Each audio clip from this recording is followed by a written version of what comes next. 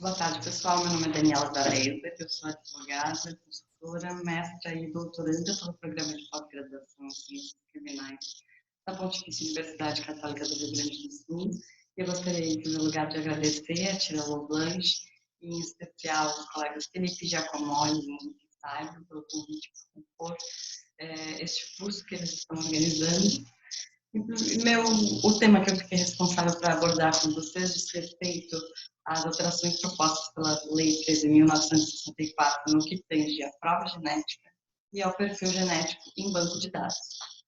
Vou compartilhar minha tela aqui com vocês para terem acesso ao material que eu preparei e também no meu e-mail de contato do que precisar.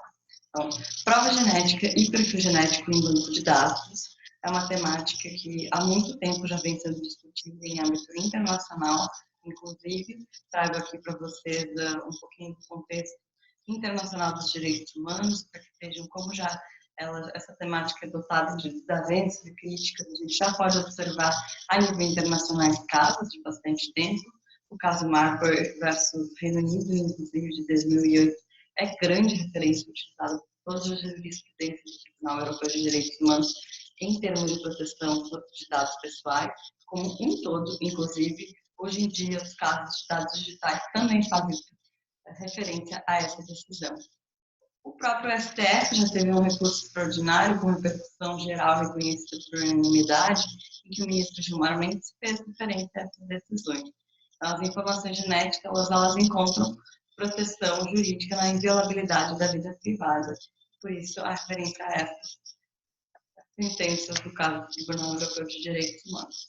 Eu farei um quadro para vocês perceberem, dentre os inúmeros artigos propostos pela alteração da Lei 13.964, a temática da prova genética pode ser observada no artigo 9º-A da Lei de Execução Penal, cuja redação previa que os condenados por crime praticado dolosamente com violação da natureza grave contra a pessoa ou por qualquer crime previsto no artigo 1º da Lei 8.072, que é a Lei dos Crimes Hediondos, serão submetidos à identificação do perfil genético mediante extração do DNA e por técnica, gravem aqui essas duas palavras, adequada e indolor. Ao lado, a PL 6.341, para vocês observarem quais foram as sugestões, que não foram todas aprovadas, inclusive o CAPT foi vetado, assim como os parágrafos 26 e 27. Mas eu vou falar um pouquinho mais adiante dele. O artigo 50 também adiciona o inciso 8º. E a proposta da Lei 12.037, de mudança da Lei 12.087, que é a lei que dispõe sobre a identificação criminal da pessoa civilmente identificada, e justamente esse artigo 7º-A dispõe sobre o tempo do armazenamento das informações em bancos de dados sigilosos e administrados pelo Estado. Então, em primeiro lugar, a gente percebe que ao longo dos últimos anos, inúmeras estratégias em termos de dados científicos, e hoje inclusive dados digitais, visando o aprimoramento da investigação criminal e da prestação jurisdicional, passaram a ser constantemente adotadas. E aí, diante desse cenário, a gente tem algumas pessoas que acabam por endeusar demais com aquele conforto que dá a certeza do cientificismo, né? Então, acabam endeusando demais as provas científicas para uma espécie de atração que se tem em relação à verdade e acaba por não enfrentar certas provas. E isso é muito importante a gente ter como ponto de partida, porque a gente não pode acreditar que existem provas que são mais importantes que as outras. E isso até mesmo no nosso Código de Processo Penal de 40, de uma época em que o fascismo imperava, já dizia na exposição de motivos do CPP expressamente que todas as provas são relativas, que nenhuma delas vai ter um valor decisivo ou necessariamente maior prestígio que as demais, que as outras. Então, por óbvio que a ciência e os desenvolvimentos tecnológicos estão para auxiliar no aprimoramento das relações humanas, dos conhecimentos, das teorias científicas desenvolvidas, mas a gente não pode ser iludido com essa falsa sensação de de que está posta a verdade, a evidência e pronto. Não, mesmo aquelas provas, como prova genética, prova do exame de DNA, tudo isso ele precisa, dentro de um contexto de processo democrático, processo penal democrático, é preciso que seja submetido ao contraditório. Por que isso? Porque inúmeras questões podem aparecer, por exemplo, a problemática da custódia da prova. Aqui a gente, em particular, tem a prova genética, possibilidades de danos com relação à luz solar, micro-organismos, solventes errados, o que possa dar uma interpretação errônea. E, ainda por cima, além dessas questões de investigação genética mesmo, a gente tem o próprio nexo causal. Como que esse material genético foi parar no local do crime?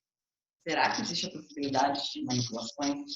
Como que fica essa questão? Então, a gente tem que atentar e nada mais importante do que ter como ponto de partida, um ponto crucial, que é a observação do CPP que nós temos. Hoje em dia, ainda temos um Código de Processo Penal que foi construído nos anos do autoritarismo e que exalava, e ainda até hoje exala, racionalidade autoritária. Parece até mesmo, não só na exposição de motivos, como em certos dispositivos, certos artigos também. E para isso é imprescindível que a gente faça uma filtragem constitucional, para que se faça uma leitura de um processo penal democrático, como os nossos tempos atuais exigem. E ainda por cima também é necessário fazer uma leitura convencional para que tenha um processo penal mais humanizado, que como fala o professor Nereu Giacomelli. Então, nesse sentido, é imprescindível que a gente observe os princípios constitucionais e faça essa filtragem principiológica das provas. O indúbio pro réu em relação à carga da prova do direito contraditório, a garantia da jurisdição, o nemo tenetur sedete gere, que do latim significa nada temer por sedete, e que se desdobra em outros direitos, como o direito ao silêncio, a defesa pessoal negativa ou a chamada autodefesa negativa, todos eles são princípios essenciais.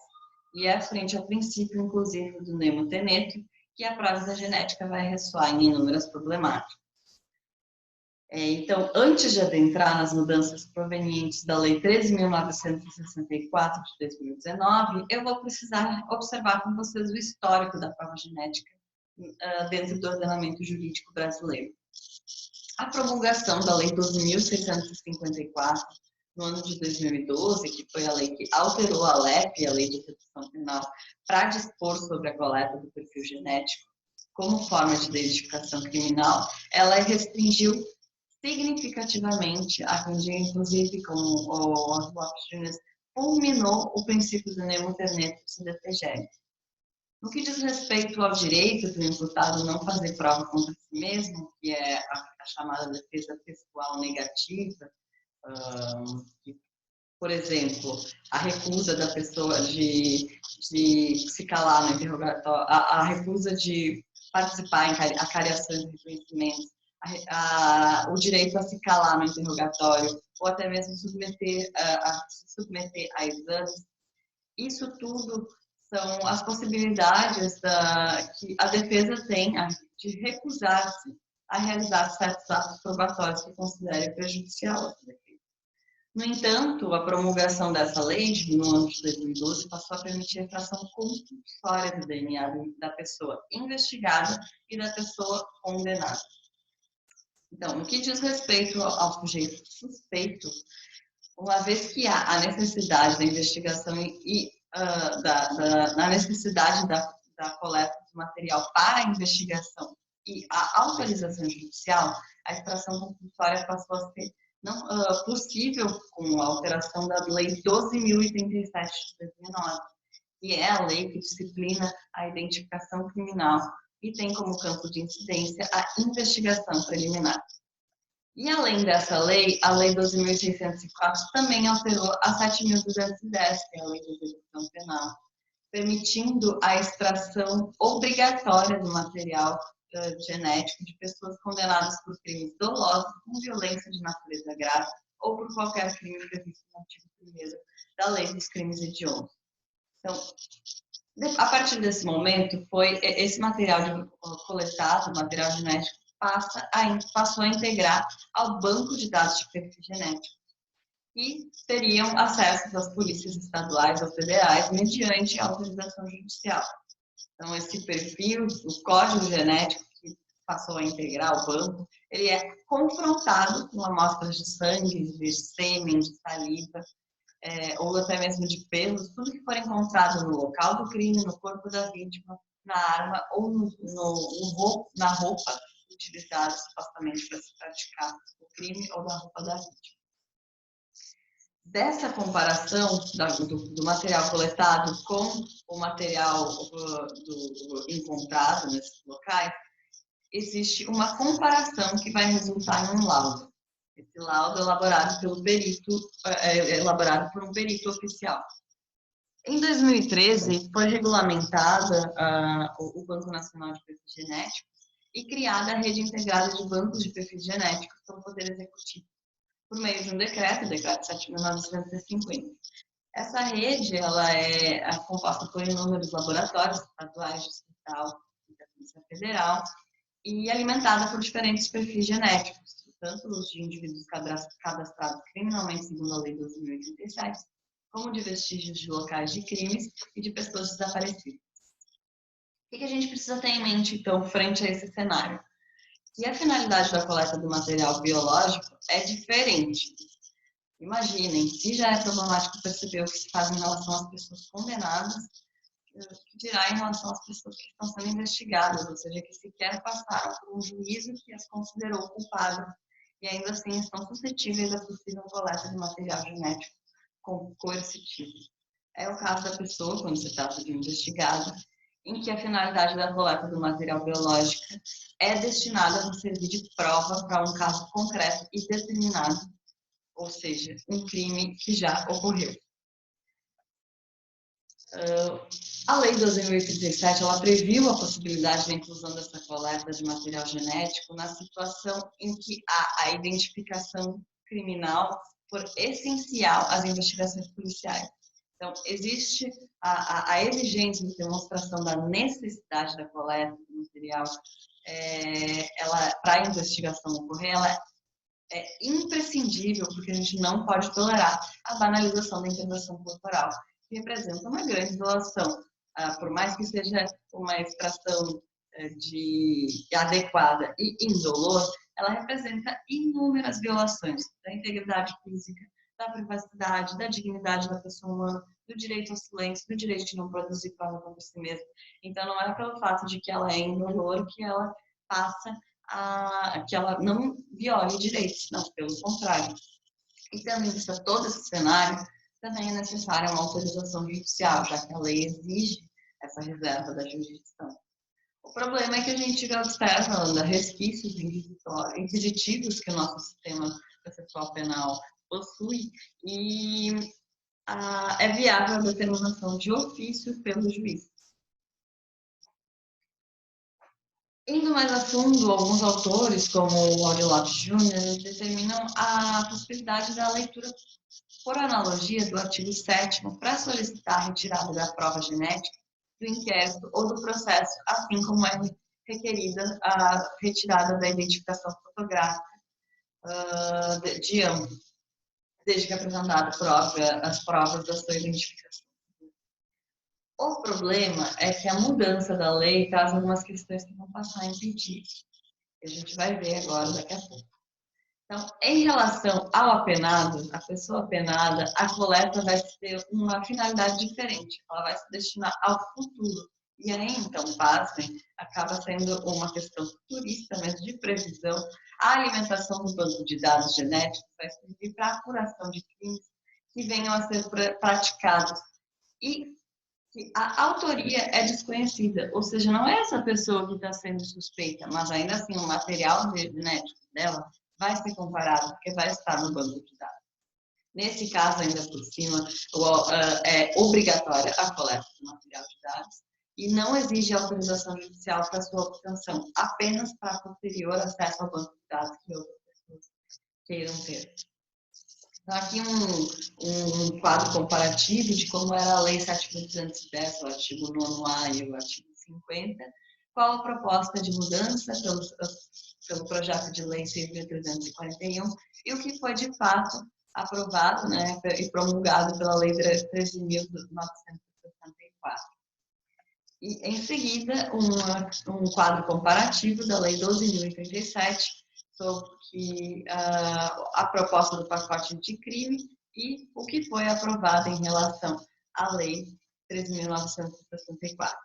E destacando para vocês terem em mente quais serão as alterações. Em relação à LEP, artigo 9º-A, parágrafo 1º-A, parágrafo 3º e parágrafos 4 e 8º e artigo 50. Em relação à Lei 12.087, o artigo 7º-A, incisos 1 e 2. Então, voltando aqui para vocês me acompanharem em relação às alterações. O parágrafo 1º-A do artigo 9º-A da Lei 7.210, a LEP, traz, na verdade, garantias mínimas que deveriam ser algo básico, expressamente previstos, ok, importante. O parágrafo 3º é uma previsão de materialização do exercício da defesa, já que viabiliza que a pessoa titular dos dados genéticos tenha acesso constantemente aos dados nos bancos de perfil genético, assim como a todos os documentos da cadeia de custódia que geraram esses dados genéticos. E aqui vem o mais problemático, os parágrafos 4º e 8º, com a leitura do artigo 50 também. Aqui, a lei prevê um grave alargamento da testagem, determinando que todos os atuais presos por crimes dolosos sejam identificados a partir de agora, sendo, inclusive, falta grave a recusa de qualquer condenado a recusa em se submeter ao procedimento de identificação do perfil genético. Então, aqui é bem preciso que a gente observa a coleta do compulsório de DNA, ela deixa de ser exceção no nosso ordenamento jurídico, como era a primeira proposta, as primeiras propostas de inserção na lei, e ela se torna regra, como se o procedimento não provocasse inúmeras discussões que a gente poderia fazer sobre os direitos da pessoa condenada em relação às questões criminais, em relação aos direitos humanos, em relação até mesmo da proteção de dados pessoais. Então, a gente precisa lembrar que no Brasil, a identificação da pessoa por meio de perfil genético, ela tinha supostamente sido inserida para facilitar a investigação e instituir um banco de dados de perfil genético de caráter sigiloso, regulamentado pelo decreto que eu mencionei para vocês, mas ainda para as hipóteses excepcionais. A lei do perfil genético, ela fala sobre a impossibilidade de se revelar essas questões e ainda de adentrar em questões poderiam se desenvolver por teorias neo-ambrosianas, né, de perfil de genoma humano, dados genéticos de determinação de gênero, raça, enfim, as questões não é para se adentrar. O problema é que essa nova lei, ela gera uma verdadeira banalização da coleta compulsória do DNA, porque as pessoas, o número de pessoas submetidas a essa coleta vai aumentar substancialmente, fazendo com que, inclusive, o banco de dados de informações genéticas da população como um todo seja exponencialmente maior. E isso acaba sendo contraditório, já que existem estudos, inclusive a nível internacional, de que o quão é mais eficiente e mais barato para o Estado manter apenas os perfis genéticos de vestígios de crimes do que de pessoas condenadas. Então, aqui pincelado essas primeiras questões, eu passo os artigos 7º-A da Lei 2087, para a gente observar bem longe, na verdade, de ser automática essa fluência desse prazo de 20 anos para que ocorra a exclusão do perfil genético do banco, passa a depender de um requerimento da pessoa interessada. Então, não é automática essa exclusão e ainda por cima tem um requerimento que não determina previamente como que é essa estrutura, o quão rápido é o procedimento, como se deve cuidar. Então, essas alterações elas podem parecer pequenas e poucas em relação a todos os demais que são feitos pela Lei 13.964, mas elas abordam temas importantíssimos e demonstram um caminho preocupante que o Brasil vem adotando desde 2012. E a gente pode começar isso evidenciando a questão da tutela do corpo, né? Sobre o corpo humano. Por quê? Porque isso transcende questões de direito e é preciso que a gente tenha sempre em mente que certos corpos são tutelados mais, controlados social e penalmente mais do que outros corpos.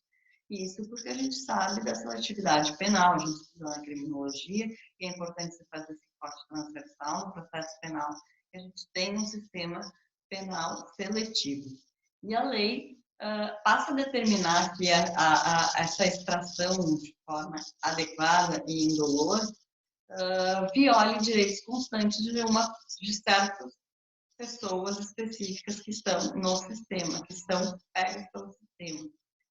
Então, reitero aqui o fato de que essa extração adequada e indolor não significa que não teve violação de direitos, pelo contrário, teve direitos à intimidade, à integridade física, ao silêncio, ao direito de não produzir prova contra si mesmo, tudo isso vilipendiado expressamente.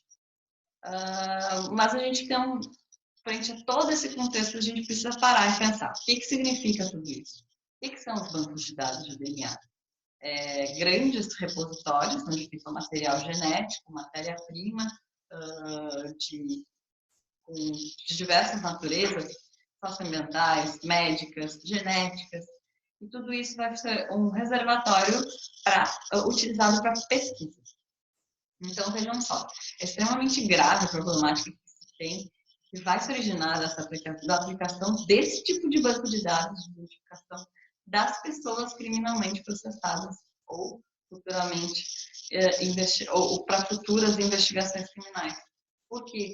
Porque a histórica seletividade com a qual o nosso sistema penal opera vai ser responsável por acumular capital genético das mesmas pessoas, dos mesmos perfis, da capital genético da nossa pobreza.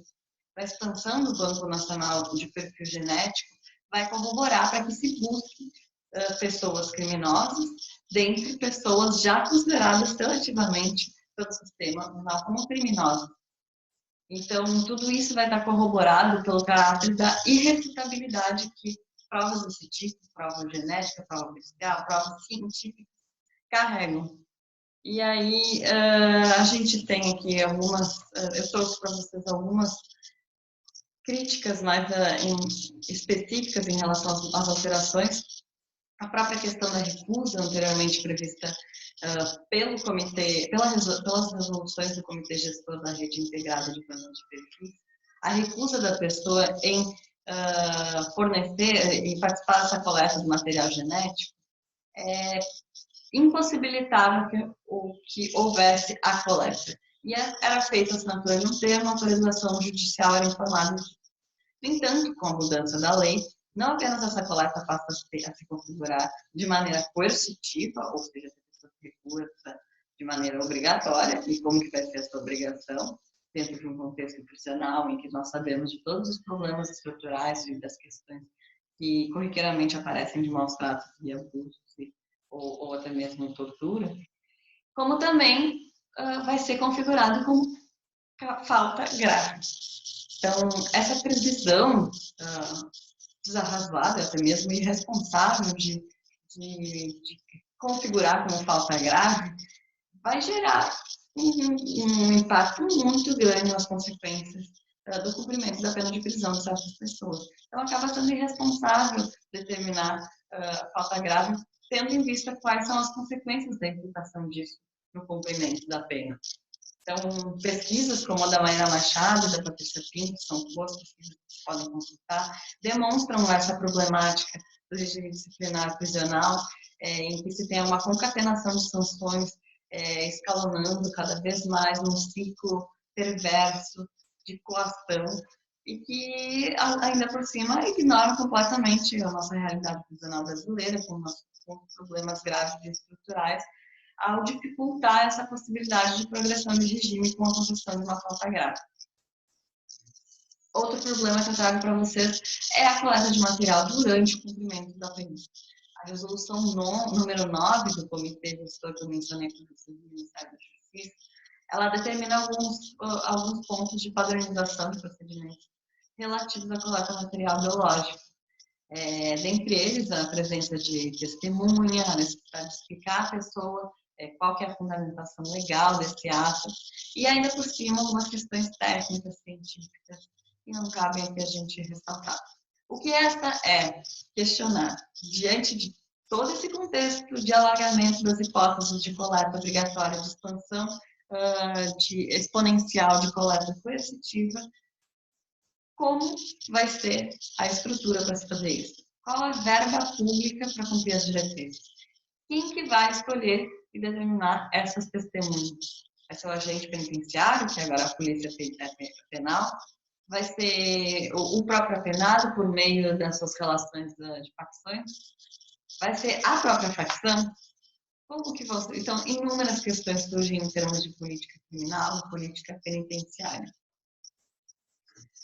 A questão de inconstitucionalidade, ela também é uma crítica que já vem sendo levantada até mesmo antes dessas hipóteses que foram estendidas e incorporadas no Banco de Dados Nacional do Perfil Genético.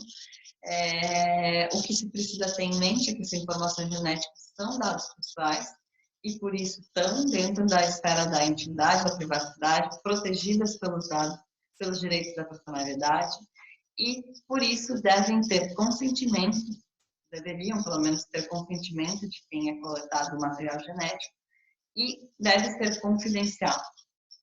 É por isso que muitas legislações falam sobre a previsão, a proteção a lei de proteção de dados ser uma referência legal a se proteger as informações genéticas, mas é preocupante porque a nossa lei de proteção de dados, ela reproduz uma visão discriminatória em relação aos dados realizados para fins de segurança pública ou para atividades de investigação e repressão de infrações penais, porque ela exclui isso.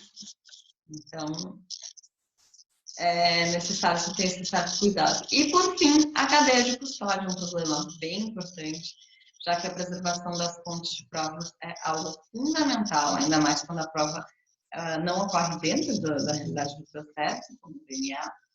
Em relação à cadeia de custódia, a gente tem uma grande referência, Geraldo Prado, com a obra Prova Penal e Sistema de Controles Epistêmicos.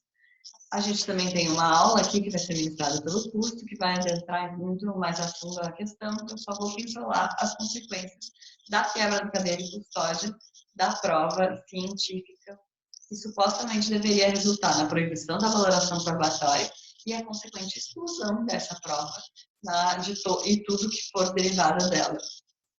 Isso significa que o armazenamento da prova do material genético deveria ser impecável. E qual é a realidade do Brasil, em termos de ciência, em termos de órgãos públicos? Como que são os nossos institutos de criminalística? Como que são as nossas perícias? Como que são os nossos IMLs?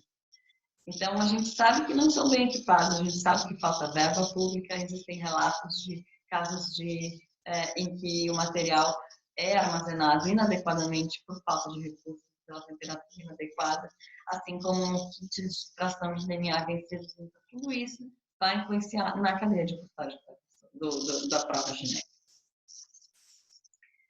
Para concluir, provas genéticas, por óbvio, são essenciais para se definir ou excluir, inclusive, a autoria do delito quando forem condicionadas à comparação entre o material genético, o material que foi encontrado e aquele que vai ser proporcionado.